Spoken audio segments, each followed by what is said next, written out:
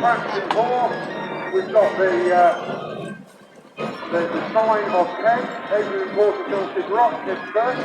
The conversation is credited with the first self-propelled steam engine. We've got Julie at the control. We've had... I have had chocolate cake today, I forget. So we're ending Julie for the Great British Bake-Off because she's been cooking in the smoke box all weekend. We had bread and Madeira cake yesterday. We've had chocolate cake today. People didn't believe it yesterday, but Julie pulled out of the smoke box the Madeira cake, and it was delicious. So all I like to say about this rally. So coming in now, we've got the Borough Devonshire. We've got an agency driver up on there. Are you sure he knows what he's doing on that engine? And with the living van in tow, ready to go home. How far are we roading it tonight? How far? 10 miles tonight, what, a couple of hours? An hour and 20 minutes, depending on pubs. So there's the living van on behind. They're roading that home tonight. Followed by another Boral. So there we go, going in front of the Evening Star. That big Fowler Rutsch Open Road locomotive.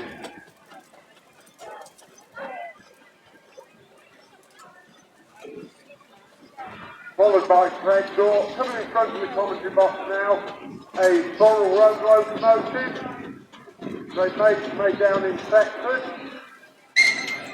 5 nominal horsepower, I think we decided earlier.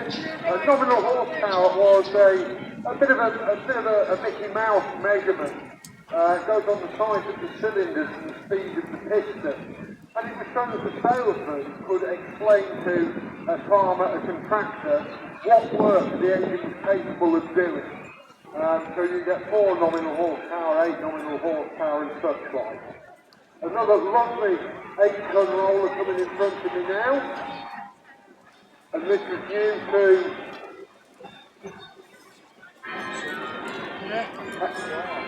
Doing alright still? Yes? Well done. New to one today. That's just down the road from me. One was our District Council. And Robert's tended to be the last steam operating in the UK. The Royal, how can I forget that? Boral Showman road locomotive, absolutely beautifully turned out and wide. When Jonathan first came out after the rally season with it, everybody thought it was a milk float. It's not, it's a Freeland steam buggy. Another Fowler, this time a general purpose engine. So would be used for traction, would be set to a traction drum in the backyard, would be used for timber hauling, log storing, and the point in the name is a general purpose engine. Road hauling and stuff. I'm not very quick down the road, not as quick as the big road locomotive. Here comes the bread and butter pudding was delicious. How was the pork? Oh, I've not got the pork, still in the firebox. People don't believe me, you know, but there is pork in the firebox for that pudding. Another Avery roller coming in.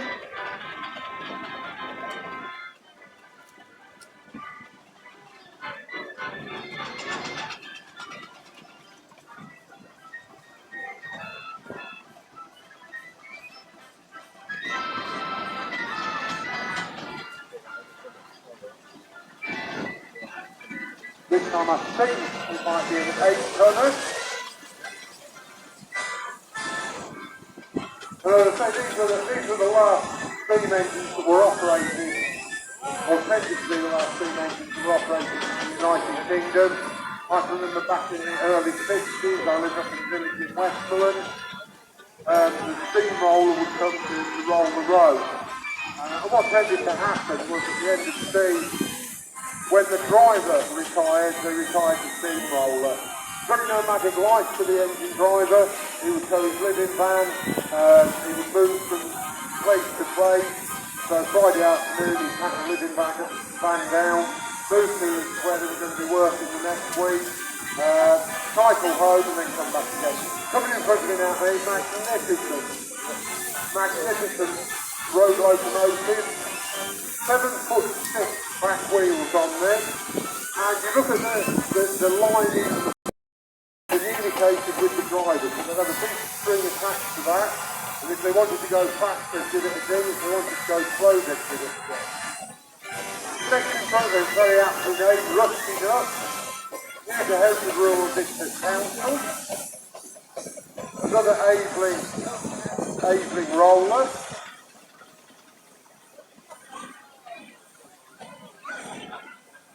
And I think this is probably our oldest engine here today. I'm going to have to ask you to remind me, he's not listening, 1883, so all this is the baby, so with a lovely grey on the back of there. How period is that? So 1883, ladies and gentlemen, Queen Victoria was still on the throne when that engine was built. She's still with us today. What a sight this is, magnificent. We've got Little Mac now, the Devonshire engine.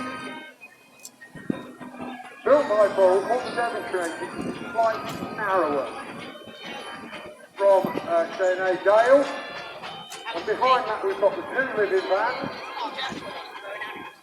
We already spoke about the living vans and the tracks would use them as well. So they would live in the stack yard when they were tracking or storing. So there's the two living vans on there. How many miles are we going tonight? 1 mile. And right on the back of that we've got what we call the water dancer. So that's the water tank. Quite thirsty along the road because we're evaporating water.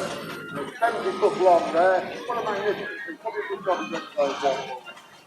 Lovely Fowler road roller called Lily. And this was owned by a very famous tracking and rolling company called Isaac Paul from Kirkham near Preston. And a lot of their engines are still in preservation. Lovely vehicle coming in now. Oh, I haven't seen the living van behind this, but this is a 1914 Bowden steam wagon with the bus body on it and showing a magnificent Shonen type living van on the back of that, obviously all ready to road home tonight. So absolutely magnificent. And you might wonder what the little rack on the back of there is for. If that was horse drawn, that was where you would put the feed for the horse. Another Fowler.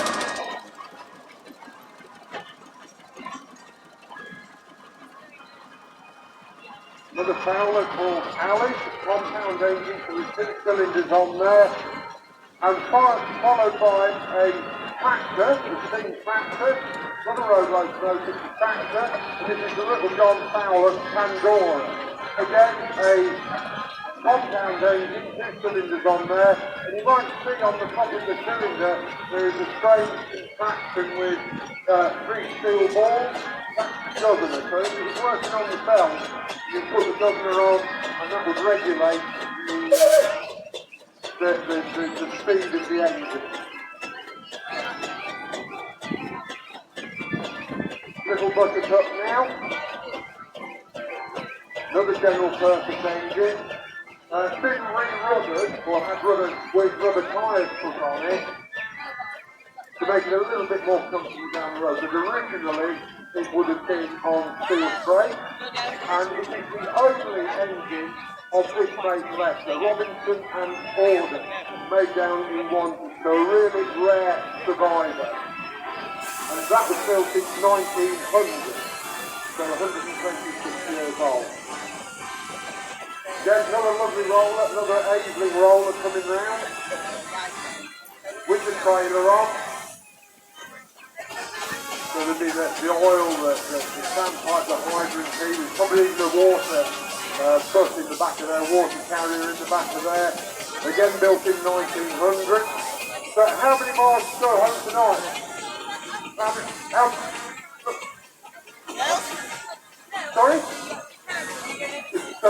How's that? 5 miles, half 3 quarters an hour,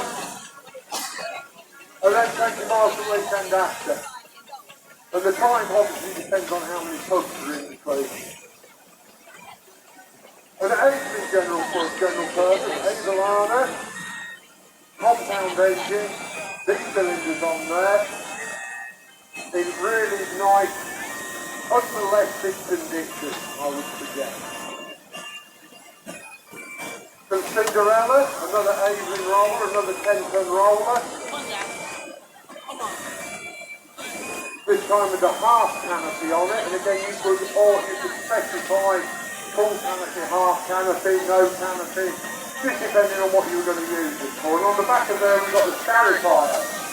So the Starry-Fire, you put tines in the back of there, wind it into the road, when they're a water-bound road, strip the road up, level it out, get rid of all the potholes, so there's an idea, and then roll it down again.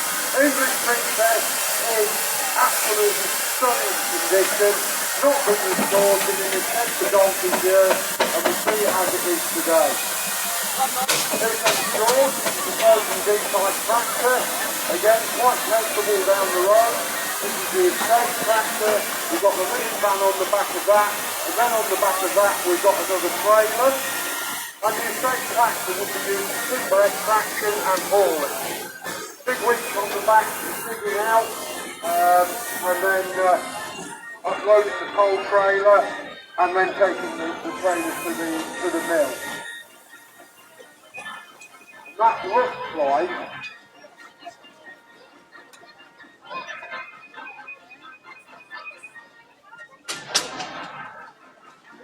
just snooping around there very quickly is a McLaren road locomotive, a 4-lift road locomotive.